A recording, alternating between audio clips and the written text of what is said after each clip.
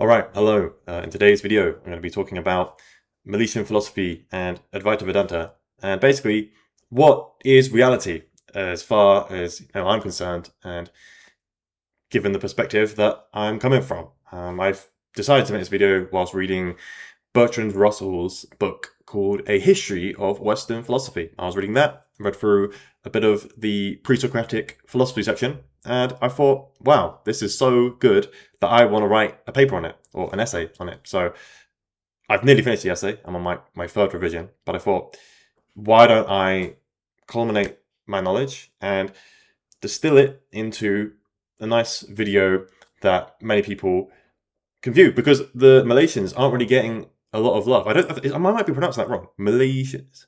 Milesians, or because it's malicious.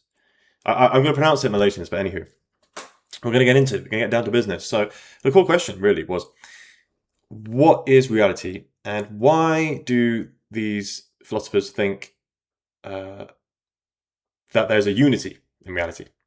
Right. Okay. So I've talked about non-duality on this channel before, and that's a very personal subject that is, or appealing to me at least.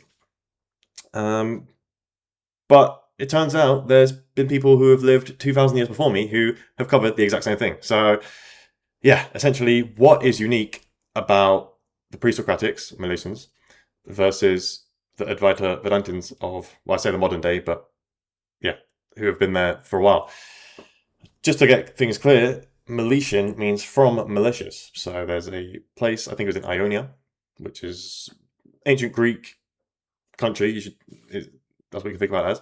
And yeah, there were philosophers from there, 3 of them, who were all from malicious, and they all had a similar theory in mind, so we're calling them the Milesian philosophers. Right, so getting into it, basically they're both trying to explain what reality is.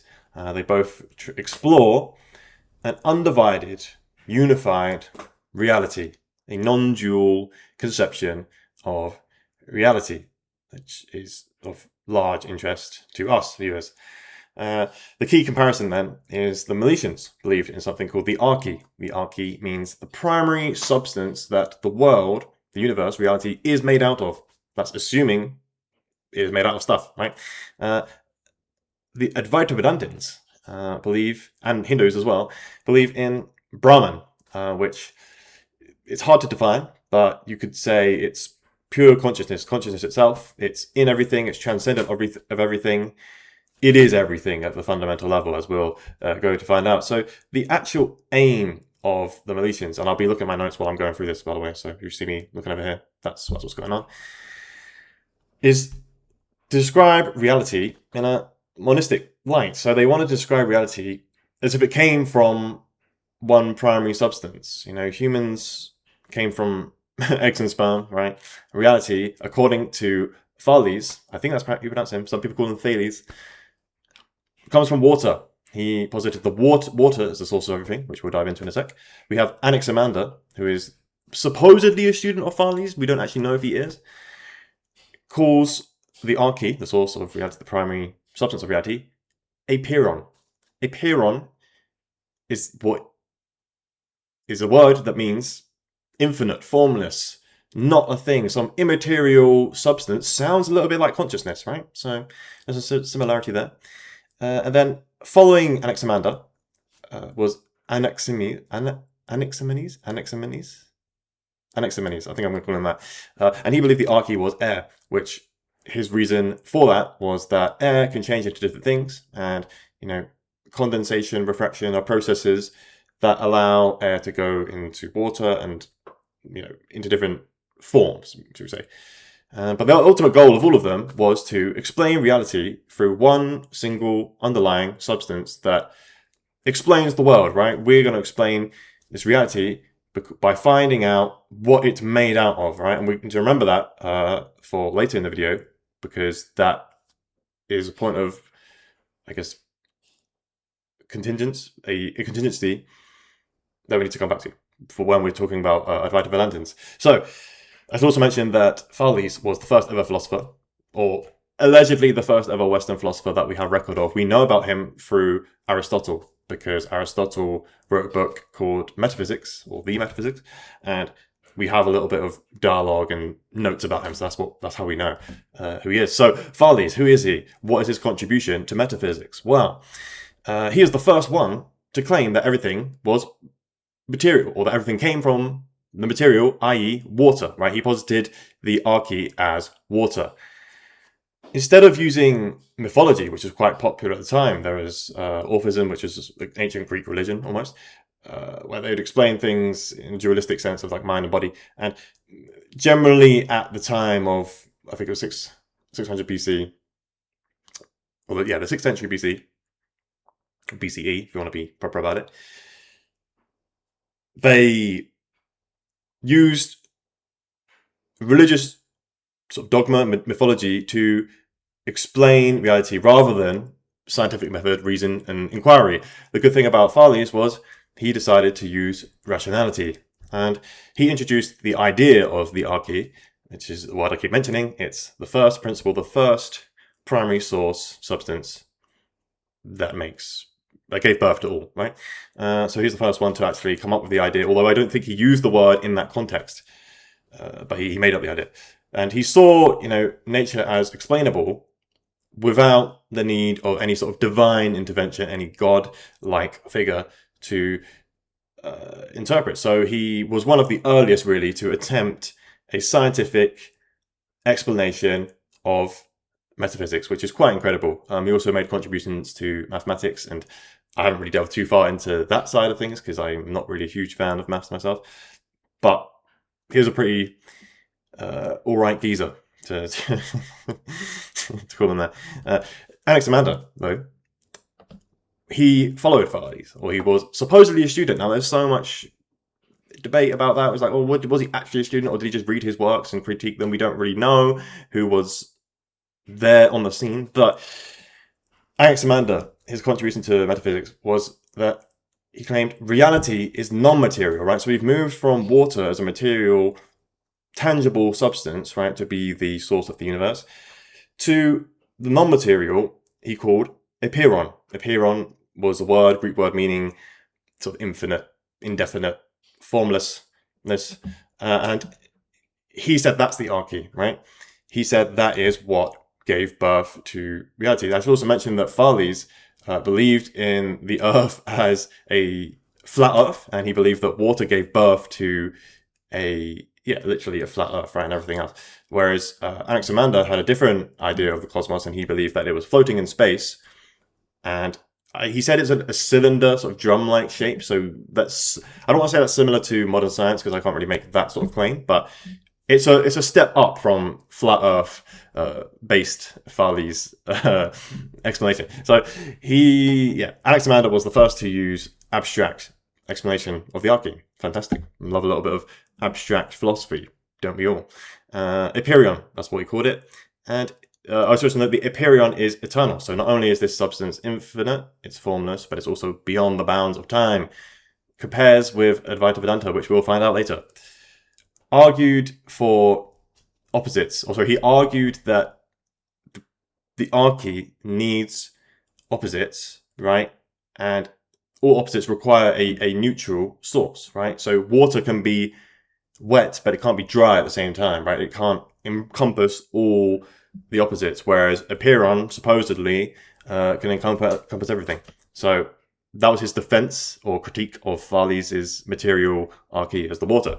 And he proposed as well that the world exists with natural laws that sort of govern how the way things go. So there's no divine intervention and just randomness. Everything has a natural cause, which we might not know, but there is the laws of nature exist, essentially. And so those are sort of the two Milesians. I mentioned earlier Anaximenes. I can't pronounce his name properly. I think that's how he said it. The guy who thought air was the arche, but it's kind of the same thing as Thales. He thought his material substance was the arche.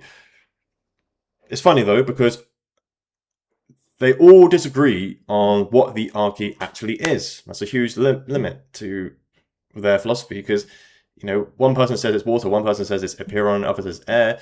Which one is it? We don't know.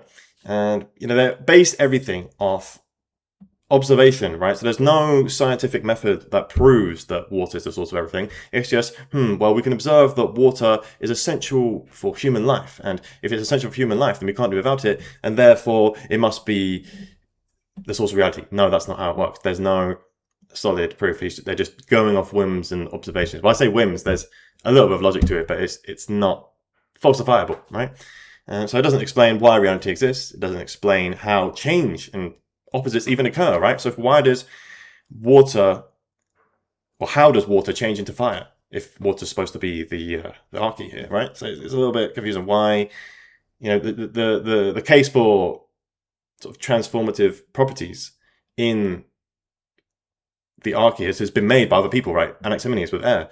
Air can change into water, and what was the other one? Heraclitus, fire, right? They all claim. I know he's not technically Milesian, he's still pre-Socratic, but what have you. The case for water being able to change, or material, or sorry, the arche being able to change into different forms doesn't really say a whole lot, because water can do that, other substances can do that. So that doesn't really help us define what is the stuff that reality is made out of, right? And monism itself is a little bit simple. It doesn't really explain grand change. Can we just really attribute everything to one substance and that simply be the stuff that reality is made out of? We don't really know. So there's no sort of scientific method or verification there. So that's sort of a brief view of the Milesians in a sort of very dumbed down, simplified manner. But I hope that has gotten into your head so far. Now I'm going to move on to what is Advaita Vedanta. So Advaita Vedanta is a school of Hinduism. Advaita meaning not two, or one, a thing without any seconds, I guess you could say. It's a wholeness, not two. Vedanta meaning, you might hear my washing machine or whatever that is going off, just ignore that for now. So Vedanta means the culmination of knowledge, or more specifically, the ending of the Vedantic text, or the Vedas. So Advaita Vedanta, no second, knowledge, culmination knowledge, something like that, right? So it's a philosophy of non-duality, meaning no two, not dualism, which would be that there's a separate mind and a separate body, and you have a soul and all this. That's none of that nonsense. Everything's all one. Reality, in their view, is non-conceptual awareness, right? The key being non-conceptual. It's not something you think about. It's beyond, it's prior to thought itself. That's huge. Awareness, right? So it's just, I guess you could say, consciousness, awareness. What's there before you think your thoughts, right? And to them as well, absolute existence, ultimate reality, they call that Brahman, right? So everything is Brahman, according to them. Even the things in the world, things outside the world, anything transcendent of the world. Brahman is not, well, we'll get into what Brahman isn't in just a sec, but he's not bound to time and things like that. The Atman is the self, right? The individual self, not necessarily the experiencing self, but the self that can transcend. But anyway, we'll just for the sake of this video, we'll call it the self, is the same as Brahman to them. So, like we said before, reality in Advaita Vedanta is non-dual. There's no separation of mind and body, nor is there a separation between the self and the ultimate existence, ultimate reality. So there's no real separation of self and reality. Everything is just one, right? So we're not dealing with what is reality made out of here. We're talking about what is reality. Well, it's this ultimate absolute existence, which is also identical to the self, although we don't necessarily always see it that way. That's what's up in Advaita Vedanta.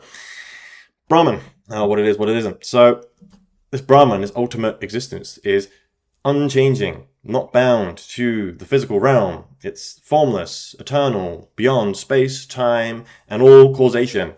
So it's not like a personal god, like the God of Abraham. It is formless, for one, so there's no image of Brahman, or that there is, but that's not the Brahman we're dealing with here, and I don't want to dive into other sects of Hinduism. So Brahman is also, infinite consciousness, right? Consciousness itself, pure bliss, pure consciousness, everything, right? So everything even depends on Brahman as well, right? So for example, you can have, let's say you can make a clay pot, right? When you make a clay pot, well, what do you need? Clay, right? And the clay pot, we can make different sorts of shapes of pots and things out of clay, but ultimately, without the clay, there are no pots. Without Brahman existence, right, there is no me and you, no us, no things that pop up in the world, shall we say. So everything depends on Brahman ultimately. And all these forms are just an appearance of Brahman. So for example, I can show you my hand. I'll use this hand. I've got 5 little fingers here. Finger here might be George. Another finger here might be, I don't know, let's say Alex. What's another name? Frederick, right? And we've got 3 fingers here. We think we're separate individual selves and ego, but we're all part of this one hand.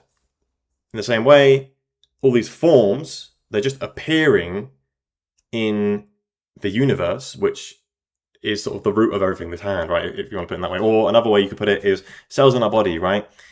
We have all these millions of cells in our body, and we don't really think of them as individual cells that much. They're just sort of, I mean, I guess you could look at them in a microscope and they seem individual, but they are all part of this one body, this organism. Same way, we're sort of the cells of the universe, if you want to put it that way. I know that's a very oversimplified way of putting it, but that's just the way of delivering it to you in a simple manner. So yeah, they're all forms are appearances of Brahman. That's kind of crazy. So Brahman then, and how does he compare to the arche? The arche versus Brahman. So arche, that's when we're dealing with the arche. I'm going to use Empyrean for most of the examples here because the immaterial substance that Anaximander posited as it was Empyrean, right? That has more comparison to Brahman than the material per se, but Brahman is the things and transcendent of the things, so it's a bit of both. But hey, we're rolling with Empyrean for now. So the arche Empyrean is formless and it's non-conscious. So a non-conscious substance. So they didn't believe, the Milesians didn't believe that the arche was conscious per se. They thought it was a living energy, like it flowed through things, kind of maybe similar to the Tao in like Taoism and the Tao Te Ching, although they say, don't talk about the Tao. It's kind of like Fight Club, but well, that's besides the point. That's sort of irrelevant to this video. Yeah, formless but not conscious, whereas Brahman itself is consciousness itself. It's not stuff. It's not a thing, It is the stuff, the space where things can happen, right? It's existence, the baseline of existence itself. So it's consciousness itself. So that's sort of the main difference between the arche and Brahman. Of course, the arche is also a material explanation of reality. Thales thought it was water, right? That's very material, easy to observe. Whereas Brahman is, like I said just now, the ground in which reality occurs. The sort of, I don't want to say the light from the projector, but if we're talking about it from a movie screen, Brahman would be the screen, right? Whereas the arche would be sort of the colors and the lights that flash on the screen, to put it in a sort of a metaphorical sense, right? It's not, Brahman is not stuff. It's or like it is at the same time, but it's where stuff happens. I've said that like 3 times now, so I think I'll move on. So generally, the core distinction between the Milesians and the Advaita Vedantins is Milesians are asking the question, what is reality made of? What is the stuff that reality is made out of? Because they boiled it down to a substance. Whereas Advaita Vedanta is asking, what is reality itself? What is it? It doesn't matter what stuff it's made out of. What even is this? Which I ask myself about every Friday evening. So Milesians, they posit reality to one substance, which is monism. I want to say material monism, which it is in the case of Thales, but actually Anaximander is not a materialist per se, because Empyrean, like we said before, is non-conscious. It's a infinite, timeless, immaterial substance, right? So we can't really say that's material, but it is monism. It's describing reality as one thing, one substance. And Advaita Vedanta, on the other hand, says there's no separation at all. Everything is one, hence the term non-duality. Advaita is literally the translation, or of non-duality. It should be non-duality is a translation of Advaita, right? So no secondary self or secondary anything. The self is one with existence and Brahman, brother. So bear that in mind. So yeah, ultimately, right, they both seek a single foundation of reality. The difference is Milesians want that reality to be one thing, whereas Advaita Vedantins are saying it's not two. So it's different from saying it's one thing, right? Because you can say one thing and point to something, oh, it's this. Whereas when you say it's not two, we're talking about no separation. We're talking about not just one thing, but the interconnectedness of it all. If that makes sense, it's hard to really put that into words. So the arche is an explanation of matter, material matter, or potentially immaterial. It depends, but it's explanation of matter. Whereas Brahman is the ultimate reality beyond concept, beyond thoughts, beyond this physical realm, but also being in the physical realm, as I've mentioned multiple times throughout the video. So the implications of this, right, is that if the self is identical to Brahman, right, which is true in Advaita Vedanta, and in my personal life and spiritual experience, I have verified that to be true for myself. But again, I can't make objective claims about that, because I don't have any scientific method to prove this. So that's kind of just one you'd have to experience for yourself. But there are, countless records of people who have had spiritual experiences, which then means that the ego self that we often identify with is an illusion, and it's not our real identity. It's almost like a mask that we put on to act in the world, right? So if everything is consciousness, it's like, think consciousness is now showing up as me, you, him, her, everyone, everywhere, all at the same time, and we're all pretending to be little old me, which is quite funny actually. It's like, wow, it makes you laugh when you think about it, because we all think we're just a small little me inside a bag of skin, but maybe we're something much bigger than that, man. And this all leads to then sort of like understanding this non-dual nature and reality leads to sort of a freedom from anxiety, because you're less identified with the thoughts that pop up, because you see they're just like a form that's appearing in consciousness, not you, right? Not the substance that you are, right? And people, like I said earlier, report spiritual liberation, equanimity, etc. So the actual goal of Advaita Vedanta is to reach liberation. They call it moksha, I think. And it's basically having an insight that the self and Brahman are one. And it's hard because you don't want to go around preaching to people like, oh, look at me, I've got no ego. Look at me, I figured out the truth. Because who are you preaching to for starters? And there's no you to realize that there is no ego, right? So it's like a bit of a mind trip. So the implication of that, at least for me in my life, was that I think I stopped worrying, or there's been moments where I've been able to distance myself from my thoughts a little bit and try to, I guess, put in some other language, flow with the Tao, be there in the here and now, just sort of let things happen, man. Let consciousness flow, rather than get caught up in it and try to force things.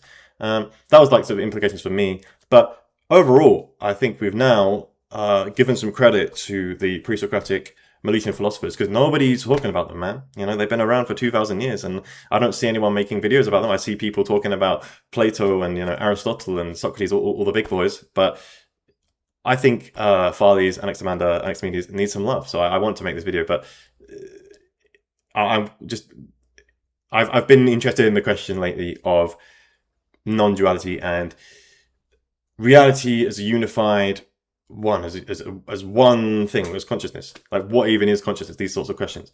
Because for me, as I've been an atheist probably since birth, and the idea of a separate God as a form that sort of you worship, it doesn't really sit well with me. Something about my bullshit radar goes off every time I hear about the Tao. I think there are, well, okay, I'm not going to sort of give a whole Bible lecture or talk about that debate here. I just want to just share a few personal thoughts at the end of the video. But yeah, case in point, non-duality is cool. Realize who you are, man, and just let things be and stay conscious. That was sort of the message of this video. But hopefully some of this was educational. Hopefully you got a rough idea of what I was talking about. If you have any questions, of course, you can always ask me, but you probably shouldn't. You should probably ask like AI or some expert on the matter. I'm just a guy writing and producing content that I found interesting. I just really felt like doing this. So yeah, enjoy. What is reality? Probably consciousness, man. Probably consciousness. That's I think the answer I was trying to give in this video. All right. So yeah, thanks for watching, and stay blessed, stay conscious. That's my message to you. Thank you very much.